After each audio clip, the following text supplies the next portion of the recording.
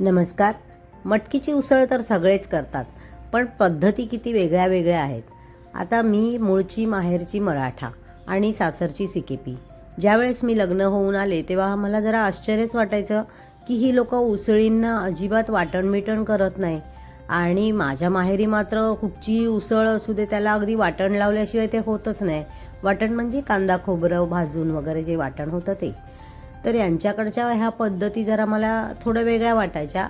पण आता मी ज्या पद्धतीने करते ती पद्धत पण नाही. म्हणजे मी कांदा परतून घेतलाय. हे लोक काय करायचे की म्हणजे जी मटकी, कांदा, तिखट, हळद, मीठ, गोडा मसाला, गूळ सगळं एकत्र करणार आणि ते तेलावर घालणार. That's it. पाणी घातलं की झाकण लावून भाजी 5 मिनिटात शिजवून मोकळे.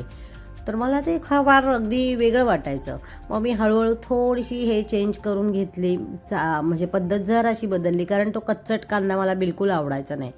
आधीच गूळ घालून ऑलरेडी ती भाजी खूप गोड होते, त्यात तो कच्चा कांदा मला नाही आवडायचं ते. तर मग मी थोडंसं काय केलं की तेलावर कांदा परतवून घेतला आणि मग त्यावर मटकी, तिखट, हळद, मीठ, गोडा मसाला, गूळ हे सर्व घालून व्यवस्थित परतून घेतलं.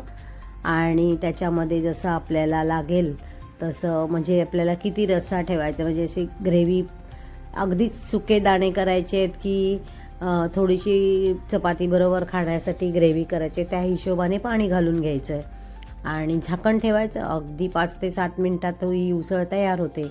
उसळ छान लागते. आधी सुरुवातीला जरा मला खरंच वेगळं वाटायचं, पण आता काही नाही, आता मला सवय झाली आहे. तर कशी वाटली ही झटपट होणारी रेसिपी तुम्ही मला नक्की सांगा.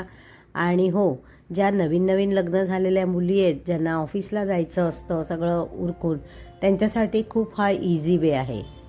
जर तुम्हाला अशाच नवीन नवीन म्हणजे पटापट होणाऱ्या, नवीन नवीन नाही, या पारंपरिकच रेसिपी आहेत, पण झटपट होणाऱ्या रेसिपी बघायच्या असतील तर मानसीज कुकिंग स्टोरीजला नक्की लाईक, शेअर, सबस्क्राईब करा.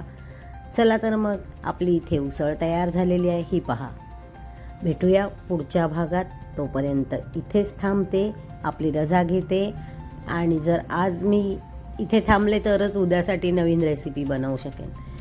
चला मग, हॅपी मंडे, बाय, एन्जॉय.